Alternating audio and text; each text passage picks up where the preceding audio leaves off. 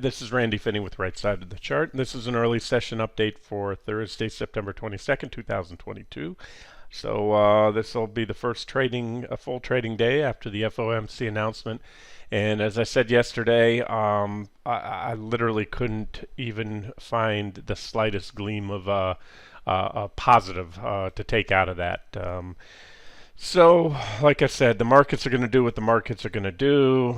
Powell didn't really do or say anything different than he had, implied at the Jackson Hole meeting a few weeks back. But like I said, I see very little bright light on the horizon for the equity markets, and think that, like I said, if we can't reverse today, and I don't expect that we will, but if we can't reverse and get back above that 286 level, remember those recent lows there, solidly back above there and start walking back up, we're probably done. We'll probably see that.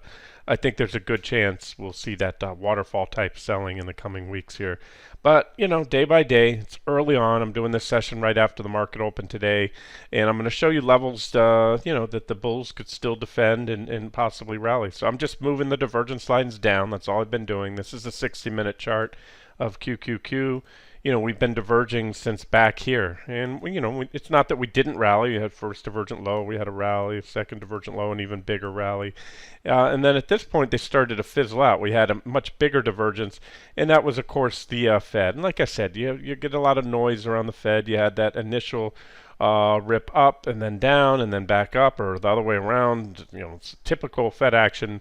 But again, this kind of volatility in the magnitude of those rips and dips is typical of bear market. And again, if you want to just keep things simple, often I'm show you lately the 5 and 10-minute charts, 60-minute charts. This is the big picture. You can even turn off all the lines and see that, let's not make it more complicated than it has to be. This is a textbook downtrend with zero, and I mean zero, signs of a reversal right now. At best, we had positive divergences, but those aren't buy signals. They're indications that if the market can turn it up here and hold support, great. And I'll loop back to those support levels. One other thing to note here is, see this PPO? We're about to, for the first time since the top there, I'm going to put up the histogram so you can see it, because what you have to do is really stretch it out here to see when you crossed over. You're a little whippy around the top, but that was the last bearish crossover right here, and we've been in a bear trend. We had a bullish crossover there, and we had the biggest bear market rally that followed it, right? And this is a weekly chart, and now we're poised to make a bearish crossover. Haven't done it yet, but close, and that's just one thing to note there. Here's a PPO histogram. That kind of tells you it does tell you exactly when the PPO crosses over. You make bearish crossovers when it goes from green to red, and it's a bear trend. It's a great trend indicator, especially when you're not in a choppy sideways market. Then you get these whipsaws back and forth. It's these clean, I like to call them hills, these clean trends. There was COVID right there. There was a bear market so far. This was the biggest bear market rally right here, which was all marked by this green. So look, this is it. So the takeaway is what I said yesterday still holds. This is the kind of the final stand, or call it the Alamo for the bulls here. They need to step it up, foil this pending. It hasn't happened yet. PPO crossover. Let's see where it is on the SPY. Same thing. It's probably just in effect now. But remember, this is a weekly chart, so all that matters is how you close the week. So you can see on my histogram down there, we do have a red bar. But that bar changes until Friday 4 p.m. when the weekly candles finalize. So those are the things we're watching for, and it's pretty reliable. Last time we had a crossover was there. We had a little whipsaw, but we'll just go on face value. It was right there, right before the S&P topped, and the histogram's been red since. So that's what I'll be watching for today and into tomorrow. This is a weekly chart. And I think that'll give us a really good idea whether this market's going to go much lower. And if it does, like I said, there are no guarantees, but the fashion that it goes in, I think, will be pretty impulsive. And I'm just trying to put back, what did I have up? I shut off parked my RSI up here somewhere. Where did it go? Okay, I guess I X'd it out. There it is. Got it back now. All right, I've got two in there. So that's that. Here, let me just mess with that later. And again, you can see we're heading down, and the targets still remain QQQ weekly chart. Like I said, what's happened yesterday based on both. I try not to take too much of what the Fed says, but yesterday, like I said, there's very little given in the markets, and I'm just gonna say what I think, guys. I'm not. I don't. I don't sell drama. I don't even promote my website at all. I'm just telling you what I see. It's kind of almost a hobby for me. I make a whole lot more money trading than I do off this website. But I think we're a potential to have a market crash here. And a crash means it's not the end of the world, just a very swift, powerful drop. Why? Well, okay, for the reasons that how this is usually at that point, like I said, after the second rejection off the 200-day moving averages, that's usually in a bear market when you get a pretty impulsive leg down. And I'd have caution that, this bear market is different in many ways than the previous ones in recent years. But again, one thing you see, what isn't different is human psychology. You get kind of euphoric bubble, overconfidence, over too excessive bullishness at the highs, and everybody owning stocks and having too much of their money in stocks relative to what they should have, and then you start to get that psychology, mass psychology. The masses unwinds in waves, and you get to this point where that was probably the final hopium rally. You had two big bear market rallies, and it's usually after that when that rally starts, when it's taken out those previous lows, that's usually where you get that capitulation. And on top of that, and where I think we could have maybe a crash type scenario, is I've talked about this. The world, it's a big world out there. There's a lot of money out there, and a lot of that money is in institutional accounts. It's in public pension funds, things like that, which I've warned are going to blow up. They're already severely, and have been for a long time, severely underfunded. They've had ridiculous, in my opinion, projections of what they're going to make. And as I mentioned recently, with CalPERS, for example, they should have, I don't know if it's been out, the first quarter results came out, and they actually outperformed the market, citing it was almost exclusively attributed to their private equity holdings. And as I said, private equity, those actual returns are usually dated a quarter to two behind, because they get to pick pretty much their valuations, unlike the stock market holdings. So stock market holdings were as expected in line with the stock market. Their bond holdings, well, here's a bond. This is the worst crash in the bond market in pretty much history, I believe, and we're still going down. Yeah, it's a setup right now, and I think at some point there'll be a short covering rally. Institutions coming in to maybe flight to safety bid, but you got to look at the old, 60-40 rule and see what's going on. And I warned of this years ago. This was the absolute worst time in history. That worst time in history for bonds, when you had rates at the floor at zero. The interest rates had nowhere to go but up, which means, and that was right here when COVID hit. That's when the Fed took it to the ground, meaning bond prices had nowhere to go but down. And so, the old 60-40 rule says a prudent investor, not wanting to take excessive risk but looking for growth, similar to what pension funds are targeting, should have about again, all depends on your time horizon, but 60% equities, 40% in fixed income, meaning bonds, and that model has worked so well for decades, really, or throughout the history of modern financial markets, because normally when the stock market drops, bonds go up, and vice versa, and that's where it's smooth out the bumps. Well, when you have both the stock market and equities tracking almost a near perfect correlation, this is the beginning of the year. Here's when the bear market started, right here in the beginning of the year. You can see what TLT, the 30-year bond, has done, nothing but plummet. It was, again, one of the biggest drops on record, with no signs of a bottom. So what happens is, this is where things break.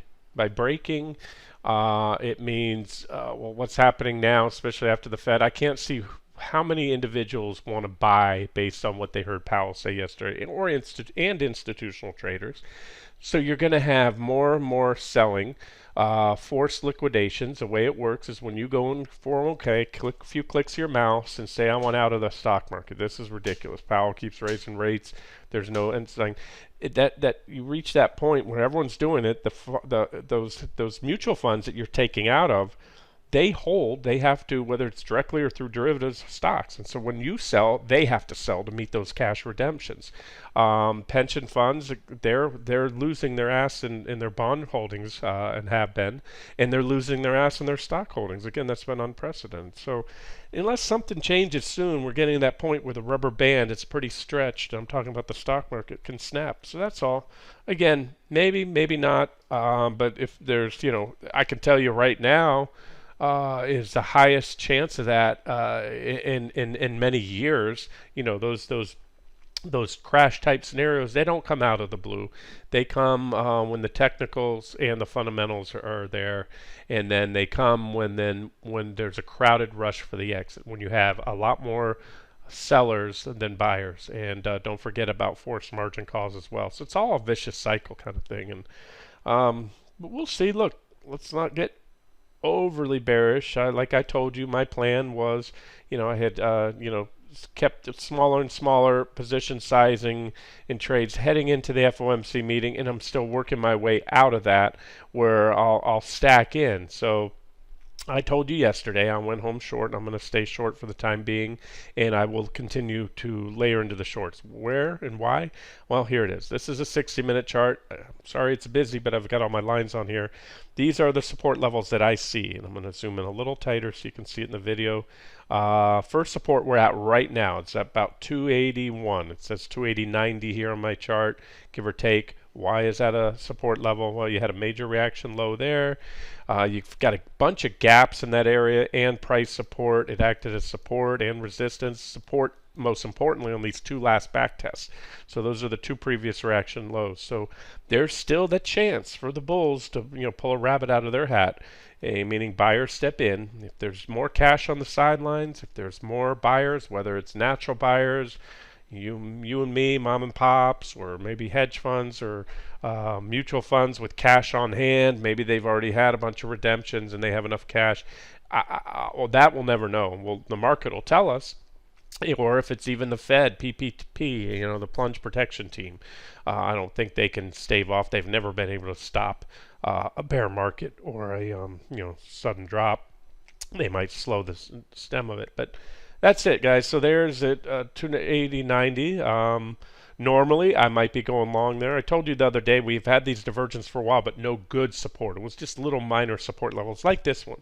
And I also talked about this weeks back when we were back here on the rally, that I said the next time we start to approach these lows, I think we'll just kind of slice on through them like speed bumps, maybe very little, if any, reaction for many reasons. But that's how I think it'll play out. But that's it. So if you are bullish and you want to buy, you can step in here. If that doesn't work, you can step in here. And if you are short or wanting to get short, you can wait for that level to go. Wait for that level to go. Once these divergences are taken out and that low's taken out, there's just nothing there.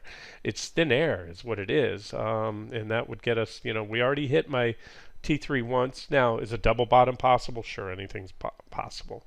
But and look, you're going to have, I'll give the bears that, or the bulls that. I'm going to move this one. You're going to have positive divergence if we hit T3 again or undercut it. T3 being that third target here on the weekly, about 268.30. You're going to have the bearish crossover, but then you're going to have, if we hit it soon, which I think we will, you'll have a higher low on the PPO. But remember, to me, it's confirmed if and only if the PPO then puts in a lower low and turns back up, makes a bullish crossover. Doesn't have to go that high. Otherwise, this could be just like these 60-minute divergences that we've been looking at here on the on the 60-minute charts recently, where we keep going lower, lower. The divergences get bigger, bigger, and then they're gone. So that's that. There's your target. You want to put it in, quantify it. 16%. SPY, the S&P 500. It's more of a range. I have it down here from about 354 all the way down to about 324, 325. And again, to loop back what I was saying earlier, not to be overly dramatic, the risk of a major crash, a crash like we haven't seen in a very long time, does exist. If all asset classes continue to fall, you're going to see mass liquidation, especially stocks, bonds, Um, Crypto, everybody got their hand in the crypto jar recently, and that just can't seem to catch a bottom. And the last things to fall, so far crude oil has been hanging in there. I'm going to update those, and we'll wrap the video up. I want to get it out to you guys. But let me just update the Treasury bonds to watch, because I do think at some point uh, money is going to have to go somewhere for the institutional traders. And even though Treasuries can't catch a bid to save their life, watch that trend line. This is still one of my favorite setups. We just don't have that all-in moment yet. We need to. I had a price alert there somewhere. It's still, the alert's still active. It's just not showing on this chart. Look for a reversal. And that's the one thing we haven't seen in TLT and ZB. It's like any type of capitulation. Look for a selling climax. What does that mean? It means when you see something's going down, down, down, down, down, like Treasury bonds, TLT, all of a sudden you just see one big red candle, or maybe a couple really big, unusually large on much larger volume. That's indicative of a selling climax, when the last of the weekend longs just puke up their holdings, and then at that point, there's no one left to sell anymore, no more weak hands, and that you get a reversal. And it's still a very constructive chart. Again, potential divergence but unconfirmed. That's TLT. And again, money's going to have to go somewhere. If the market does have that crash type scenario, there's going to be a flight to safety. And used to be that people thought that's what Bitcoin was there for, an alternative to the stock market and the U.S. dollar.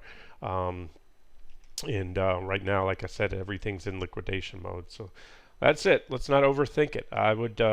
I'm staying short unless we get some kind of reversal back above the recent lows. Like I said, be about 381 on SPY. And even then, we'll see what it looks like. If we get that kickback, that's an objective short entry. There's the last really support before the previous low. That's the bear market low so far, about 360.250. The only other support I see, there's a gap right there, but this is the last decent support level. This one is better.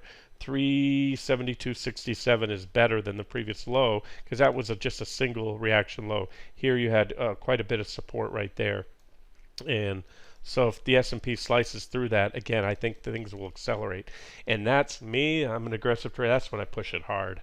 I go in hard on the NQs and RTY and my short positions. And remember, there's other things I'm going to look for. I've given you my final targets. If we hit those, and if we do, it could be very quick. That's what I'm trying to get across to you. If you wait, just a week, you may have missed the whole thing. But again, if it's not your thing, stand aside. And maybe wait for the next long setup. The other things I'm watching are my put to call ratios, which I've been adamant all throughout this bear market. The bear market's not over.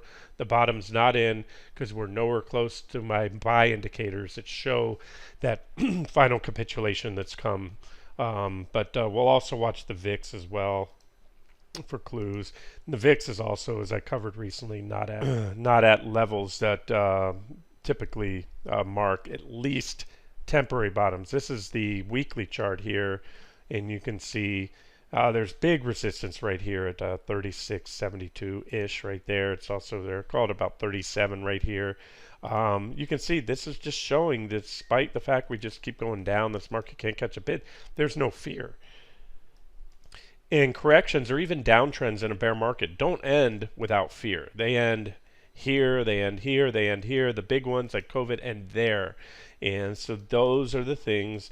And believe me, when that happens, if you see the VIX explode and you see the stock market, those relentless selling days, I'm just trying to tell you, don't try to catch a falling knife and think that, oh my God, Apple's so oversold, it's dropped 10, 15% in 3, 4 days, 5 days a week, it's down 30 off the highs, whatever it is. It can't go any lower. It can, and it will, until once you hit that phase of a bear market, until the masses, just about everybody's puked up their shares, and that's it. So I'll keep you posted on that. But like I said, right now, got a pretty decent short position. Short equities, crude and natural gas, they'll probably roll over too. Let me get to that, and then I'll get the video out to you guys, because I've been covering those. This is NG, the natural gas. These are the daily candlesticks for natural gas futures, and no change in my outlook or the technicals. That was the last bearish rising wedge here on the daily. There was a breakdown there. Back test objective long or short entry or add on there, and we still need to take out this level right there, 750, and then we take 750 out, we go down to the uptrend line, my final target 654, and then we, or at least I, get long natural gas if the charts tell me to at that time. Divergences and selling climax, trend line breaks, or at least even a pullback to support, at the very least cover my shorts. And then on crude oil,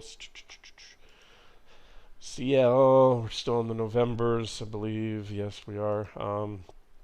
Daily chart, crude kind of, there it is right there. That's the line. I don't know why these charts change all the time. But there it is. We need to take out 83. There is a previous low, but I think the next big drop below 83 will do the trick. And so I'm still short crude, looking for more downside. And I gave you on USO, just correlate it with this on the USO daily chart. There's my uptrend line and 5680 target, which is still about another roughly 17% downside there in crude. Alright, let me get the video out to you guys, and look, if anything changes, you know me. I was, looking for, leaning towards a bounce, heading into the Fed, and I told you, I flip on a dime. I have no allegiance to any positions. This is, don't get attached to your positions or your bias. Let the charts convince me to change, and I will change quickly. So, short at the moment, with room to add.